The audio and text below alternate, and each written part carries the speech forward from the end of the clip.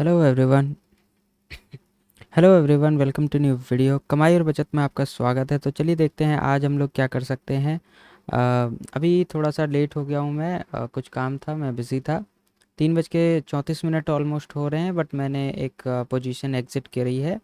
तो उसका डिस्क्रिप्शन देंगे और देखेंगे मार्केट में आज कुछ बाय वगैरह के लिए था या नहीं। ठीक है, तो एक बार चैनल के डैशबोर्ड को देखते हैं। चैनल डैशबोर्ड देखें तो यहाँ पे हमारे 1280 सब्सक्राइबर्स और फैमिली मेम्बर्स हमारे हो गए हैं।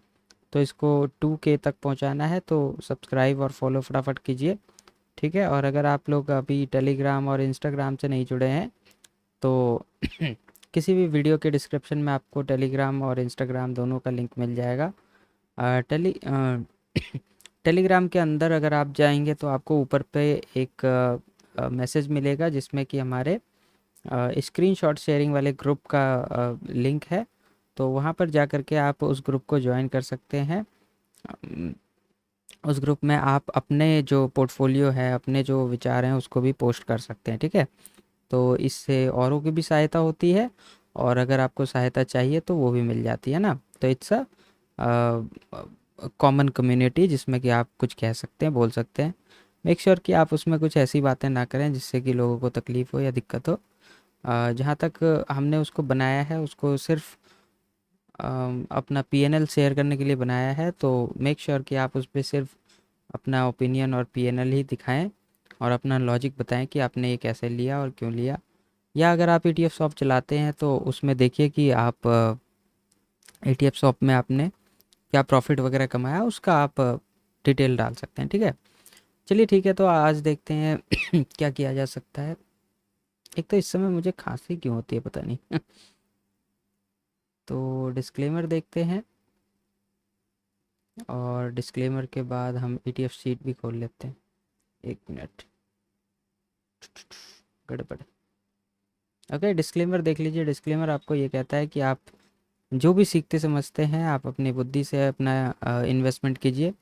किसी के भी कहने पे आप बेवजह इधर उधर इन्वेस्टमेंट का डिसीजन ना लीजिए। और अगर आपको कुछ ऐसे ही एडवाइस चाहिए तो किसी प्रोफेशनल से लीजिए। किसी भी राह चलते इंसान से आप तो नहीं पूछेंगे ना मुझे पैसे कहाँ लगाना है। ठीक है, तो मेक श्योर आप थोड़ा सा सोच समझ के किसी भी इन्वेस्टमेंट को आप फॉलो करेंगे। ठीक है, चलिए देखते हैं यहाँ पे आज कुछ गिरा था क्या। वैसे आज बाइंग में कुछ भी नहीं था, मैंने थोड़ा चेक नहीं किया आज, बट बाइंग में कुछ भी नहीं था। आईटी बीज, आईटी आईटी आईटी, तो आईटी दिख रहा है तो ठीक है, आईटी को नीचे जाने देते हैं। जितना नीचे जाएगा उतना हमारा फ़ायदा है, उतना हमें डिस्काउंट में चीज़ें मिलेंगी। जब रिवर्स होगा तो हम प्रॉफिट बुक करेंगे, सिंपल सी बात है। एवरेज करते जाते हैं मल्टीपल लेवल्स पे और मार्केट जो है स्विंग लगाता है, कभी ऐसे कभी ऐसे कभी ऐसे होता है। तो इस वाले फेज़ को हम कैप्चर करते हैं और इस वाले फेज़ में हम प्रॉफिट बुकिंग मारते हैं। तो यही चीज़ होती है हमारी, और अच्छा चल रहा है, अभी तक हम प्रॉफिटेबल ही हैं। अगर हम पिछले साल 5 लाख लेके आए थे तो इस बार जो है 5 लाख प्लस ही है, 5 लाख से माइनस नहीं हुआ है एक भी रुपए। तो इस बात की खुशी होनी चाहिए, उसमें 10-20 हज़ार 25 हज़ार ऐड ही हुआ होगा, सब्सट्रैक्ट नहीं हुआ है। ठीक है, तो अगर आप 50 हज़ार भी लेके मार्केट में इस पॉइंट ऑफ व्यू से आते हैं, जिस तरीके से हम लोग इन्वेस्टमेंट करते हैं, इस तरीके से अगर आप इन्वेस्ट करते हैं, तो अगर आप 1 लाख लेकर के आते हैं तो आने वाले समय में वो 1,20,000 होगा, 1,15,000 होगा, 1,10,000 होगा, 1,05,000 होगा या 1,02,000 होगा। लेकिन कभी भी वो 90,000 नहीं होगा, क्योंकि वो आपके अंदर हम स्टॉप लॉस नहीं लेते हैं। और जब भी मार्केट नीचे गिरता है, डिस्काउंट में चीज़ें लेने के बाद मार्केट हमेशा स्विंग अप एंड डाउन करता ही है। थोड़ा सा और नीचे जाता है तो हम और लेते हैं, जिसकी वजह से हमारा एवरेज प्राइस जो है काफ़ी नीचे आता है और हमें अच्छा खासा प्रॉफिट मिलता है। तो अगर आप 5,000 लेके आएँ, 50,000 लेके आएँ, 5 लाख लेके आएँ या 50 लाख लेके आएँ, उसमें आपको एट द एंड आपको प्लस में ही रहेगा अकाउंट, माइनस नहीं होगा। ईटीएफ शॉप की जहाँ तक अभी तक मेरा एक्सपीरियंस है, साल 1.5 साल 2 साल से मैं इसको कर रहा हूँ और आपके साथ शेयर भी कर रहा हूँ, तो दैट्स अ ग्रेट लक। और बहुत सारे लोग हमारे चैनल के साथ जुड़े भी हैं और वो भी कर रहे हैं, तो उनको भी फ़ायदा हो रहा है। Thanks to Mahesh sir, Mahesh sir ने ही हमें ये चीज़ें सिखाई है कुछ लोग आके कमेंट में कहते हैं कि आपने महेश सर की नकल करी है, ये किया वो। सर जब कोई इंसान फार्मूला निकालता है, एडिशन ने कोई फार्मूला बल्ब बनाया, तो क्या आप यूज़ नहीं करते, आप अपना खुद का बल्ब बनाओगे। और अगर मान लीजिए न्यूटन ने कोई कैलकुलस बनाया या उसने किसी ने ग्रेविटी के बारे में बताया, जब कोई फार्मूला देता है, पाइथागोरस ने अपना हाइपोटेनस निकालने का फार्मूला दिया, तो आप कहोगे कि वो तो पाइथागोरस का फार्मूला है, मैं यूज़ नहीं करूँगा, मैं खुद से बनाऊँगा। आप अपना खुद का प्रेम का या अपना खुद का पंकज का फार्मूला निकालोगे? ऐसा नहीं होता ना। तो जब कोई इंसान फार्मूला निकाल के पब्लिक प्लेटफॉर्म पे शेयर कर रहा है, उन्होंने कोई कॉन्फिडेंशियल तो शेयर नहीं किया, उन्होंने पब्लिक प्लेटफॉर्म पे कोई चीज़ शेयर करी। तो पब्लिक प्लेटफॉर्म से ही तो हम सीखते हैं। अगर वो यूट्यूब पे कोई चीज़ डाल रहे हैं तो वो ये कंसेंट देते हैं कि हाँ, जो मैं बता रहा हूँ उसका इस्तेमाल किया जा सकता है, रीयूज़ किया जा सकता है, उस पर कमेंट्री की जा सकती है। और कोई फार्मूला बताने के बाद अगर हम उसको अपने लाइफ में यूज़ कर रहे हैं और उससे अच्छे रिजल्ट आ रहे हैं, तो वो उस फार्मूले को बेशक वेरीफाई करता है कि हाँ, ये फार्मूला रियली वर्क करता है। तो I am not against him, I am not copying, I am just using him. हम उनके फार्मूले को, हम उनके बताए गए ज्ञान का इस्तेमाल करके उन्हीं के फार्मूले को वेरीफाई करने में हेल्प कर रहे हैं, क्योंकि वो तो रोज़ वीडियो वीडियो पेस्ट नहीं कर सकते, यहाँ पे अपलोड नहीं कर सकते, हम कर रहे हैं इस चीज़ को। तो इससे उनका भी फ़ायदा हो रहा है, जितने लोग उन्हें देखेंगे वो यहाँ आके वेरीफाई कर सकते हैं कि हाँ, अगर मैं 2 साल ETF शॉप चलाता हूँ तो मेरा ओवरऑल क्या प्रॉफिट होता है ना। तो ठीक है, और साल 2 साल किसी चीज़ को डेडिकेटली करना ये कोई आसान बात नहीं होती है। आप वीडियो देखिए मेरा, आपको 1 साल 1.5 साल पुराना वीडियो भी मिल जाएगा, और उस समय भी हम ऐसे ही वीडियो बनाते थे, आज भी ऐसे ही बना रहे हैं। तो ठीक है, मतलब you have to understand things, है ना, बच्चों वाली बातें नहीं करनी है। ठीक है, ज्वेलरी शॉप में देखते हैं थोड़ा बहुत, अगर कुछ देखने को मिले। यहाँ पे तो सब कुछ प्लस ही है। गोल्ड मैंने गोल्ड मैंने एग्ज़िट किया हुआ है, तो मैं वो आपको पोजीशन दिखाऊंगा जो मैंने एग्ज़िट किया है। और एक मिनट, स्टॉक्स में देखते हैं अगर कुछ हलचल हुई है। TCS ही है यहाँ पे, TCS थोड़ा सा प्लस ही हुआ है, प्लस ही हुआ है। और इन्फोसिस भी है, बट अभी इन्फोसिस ग्रीन नहीं है, इसका मतलब अभी हमें नहीं लेना है। -2 होगा तो उससे नीचे जब जाएगा तो देखा जाएगा, ठीक है, अभी नहीं लेंगे हम। -5 चला गया तो हम डेफिनेटली लेंगे, -10 चला गया तो भी हम लेंगे। वैसे ये जितने भी ETF स्टॉक्स हैं, ये बहुत ज़्यादा नीचे या ऊपर नहीं जाते हैं, क्योंकि इनका मार्केट कैप बहुत ज़्यादा है ना, बहुत बड़ा मार्केट कैप है, इसलिए इनका बहुत ज़्यादा मूवमेंट नहीं होती।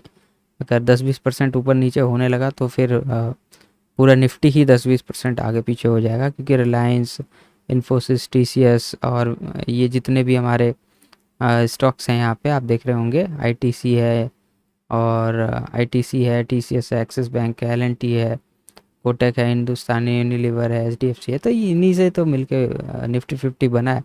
अगर ये गिरेंगे तो पूरा मार्केट ही नीचे जाता हुआ दिखेगा, है ना। तो ठीक है, अब और जब नीचे जाएगा तो हम लेंगे, ऐसा नहीं है। अगर निफ्टी ऊपर जा रहा है, ऊपर जा रहा है और यहाँ से ऐसे गिरा धड़ाम से, हम डेफिनेटली लेने वाले हैं, हमारे पास पैसा बहुत पड़ा है। आप देख रहे हैं ना, हम 5 लाख का टारगेट लेके आए थे और अभी तक हमने इन्वेस्ट ही नहीं करा है उतना। ठीक है, एक बार मैं इसको लॉगिन कर लेता हूँ, फिर मैं मिलता हूँ। ओके, तो मैंने लॉगिन कर लिया है डैशबोर्ड में। तो अभी देखेंगे कि आप हमारे पास 67,000 रुपीज़ जो है हमारे पास मार्जिन अवेलेबल है पार्क्ड, और 2,22,000 हमारे इन्वेस्टेड हैं।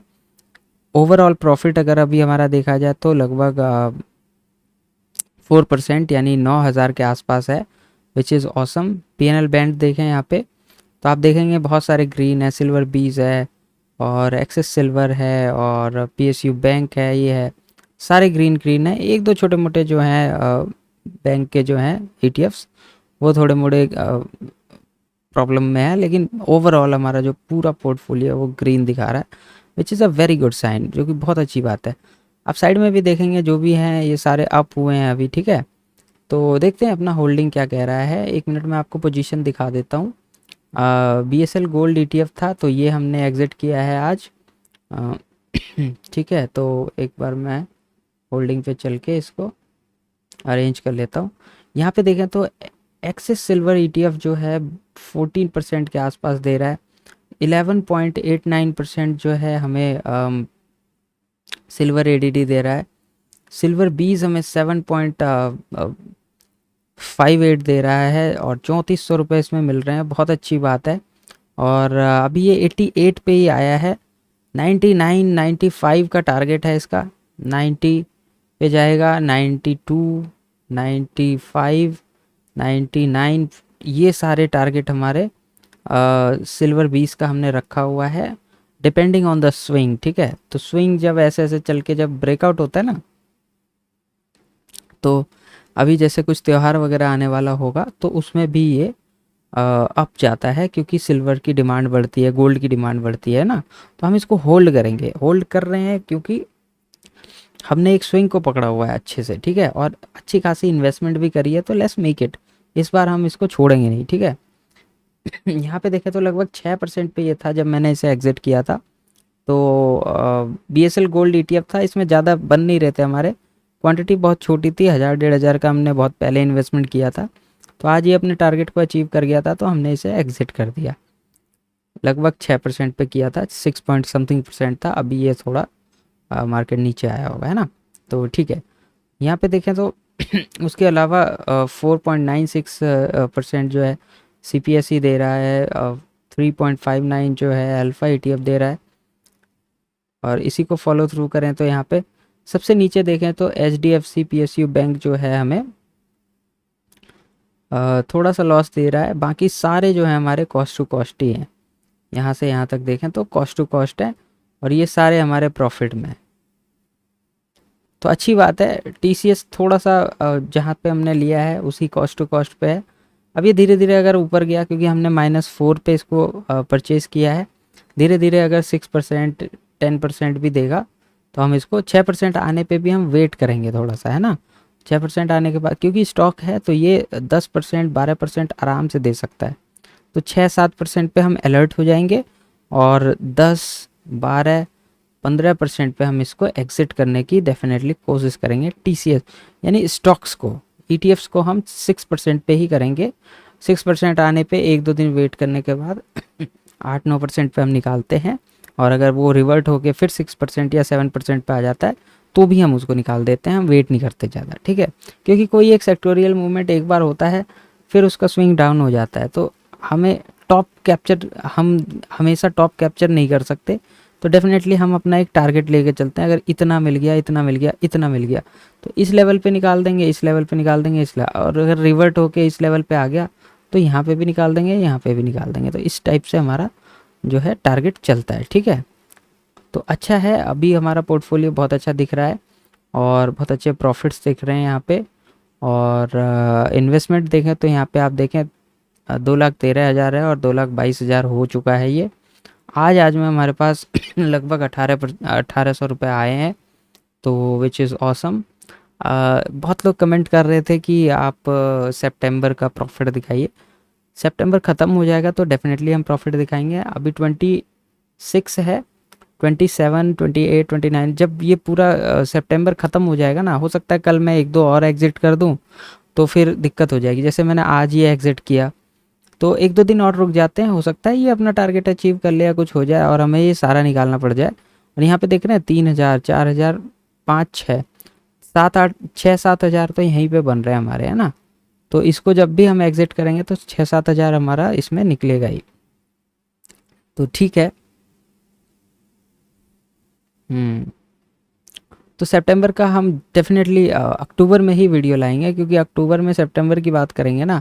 सितंबर में ही सितंबर का मैं डाटा कैसे दे सकता हूँ आपको, अभी तो सितंबर ख़त्म ही नहीं हुआ है। तो ठीक है, ऐसा ही चल रहा है। चलिए थोड़ा सा निफ्टी 50 को देखते हैं क्या चल रहा है। 15 मिनट के चार्ट पे हम लोग देखते हैं। यहाँ से निफ्टी स्टार्ट हुआ है आज लगभग 9:15 से, फ्लैट खुला, कुछ खास अपसाइड नहीं था। हाँ, थोड़ा सा प्लस में खुल के इसने थोड़ा सा टाइम पास किया दिन भर, और इस जगह पे आकर के लगभग 3 बजे के आसपास, 2:30-3 बजे के आसपास एक इसमें रैली दिखी, और इसने 26,000 का जो है टारगेट जो है अचीव कर लिया है। 26,200 के रेंज पे आ गया है, और यहाँ पर देखें तो 26,250 को भी इसने टच किया हुआ है, तो बहुत अच्छा है। अपसाइड की तैयारी है बिल्कुल, और एक्यूमुलेट होकर के थोड़ा थोड़ा ब्रेकआउट दे करके, थोड़ा थोड़ा ब्रेकआउट दे करके ऊपर ही जाने की कोशिश हो रही है। नीचे आने का कोई सिस्टम नहीं लग रहा। नीचे जब भी आएगा तो जब ये इतना गिरेगा, मतलब थोड़ा सा हम यहाँ पे देखते हैं, क्योंकि यहाँ पे कोई सपोर्ट, हर जगह यहाँ पे सपोर्ट है। अगर यहाँ से गिरेगा तो यहाँ पे एक हल्का सपोर्ट है, फिर वहाँ से गिरेगा तो यहाँ पे हल्का सपोर्ट है, थोड़ा सपोर्ट यहाँ पे मिल जाएगा उसे। तो अगर इसको प्रॉपरली नीचे आना है तो इस एरिया के नीचे आएगा, तभी ये नेगेटिव हो सकता है ना। यहाँ से अगर प्राइस एक्शन बना के नीचे आएगा तो ये नेगेटिव हो सकता है, अदरवाइज़ अभी तो इसका जो सिस्टम है वो एक्यूमुलेशन के टाइप ऊपर ही जाता दिख रहा है। ठीक है, एक बार बैंक निफ्टी को देखते हैं, बैंक निफ्टी क्या कह रहा है। बैंक निफ्टी जो है 54 के रेंज में आ चुका है। यहाँ देखें तो 54,600 के रेंज में ये टच करके जो है नीचे की तरफ आया है हल्का सा। ओपनिंग जो आज इसने दी है एक रेड कैंडल बनाया था, रेड कैंडल बना करके थोड़ा सा अप डाउन करते हुए, मतलब कुल मिला के अपसाइड का ही मूवमेंट रहा। और अगर हम यहाँ पे इसको देखें तो इसने जो एक रेंज बनाया था उस रेंज को आज जो है ब्रेकआउट कर दिया है ऊपर की साइड।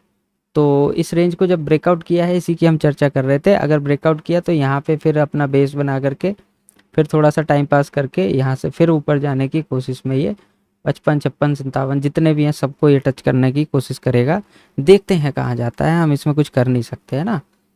अगर आपके कोई पोजीशंस हैं फ्यूचर्स या ऑप्शन वगैरह में, तो उसको आप अपने हिसाब से मैनेज कीजिएगा। एक बार डे टाइम फ्रेम में देखते हैं, वो थोड़ा इंटरेस्टिंग लगेगा।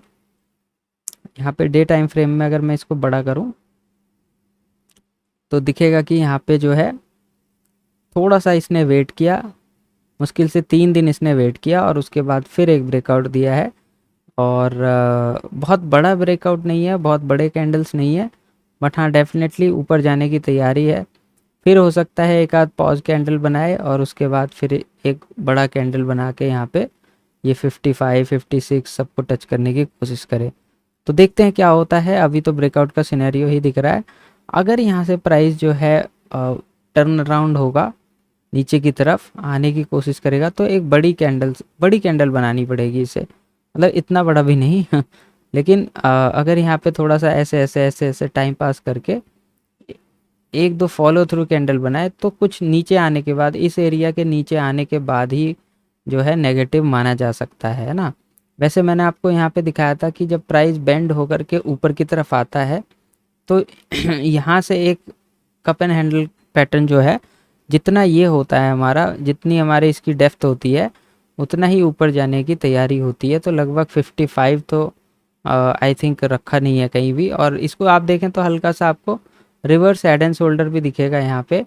अगर आप यहाँ पर देखें तो इस तरीके से जो है एक reverse head and shoulder pattern आपको दिख रहा होगा। और जितना इस reverse and head and shoulder का जितना डेप्थ होता है उतना ही अपसाइड की जो है वो माना जाता है कि वो उतना ही ऊपर प्राइस जा सकता है ना। तो ये सब एनालिसिस होती है, टेक्निकल एनालिसिस होती है। लोग इन्हीं के बेस पर जो है अपनी जो है ट्रेड को एग्जीक्यूट करते हैं और एसएल वगैरह प्लान करते हैं। ठीक है, तो चलिए ठीक है, आज के लिए इतना ही रखते हैं। Thank you very much, take care and bye bye.